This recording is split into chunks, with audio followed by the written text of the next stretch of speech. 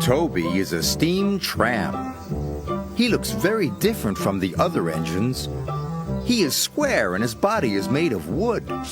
Toby is not as strong as the other engines, but he always tries his hardest. One morning, Toby was delivering some freight cars of milk. He puffed across the island and up Gordon's Hill. Gordon's Hill was very steep. Toby puffed hard. It was a long climb. Just then, Gordon arrived at the bottom of the hill. But today, the express was heavy, and Gordon had to wait for Edward to help. "Bother," huffed Gordon.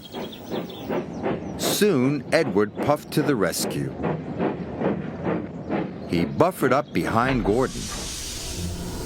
Edward pushed, and Gordon pulled.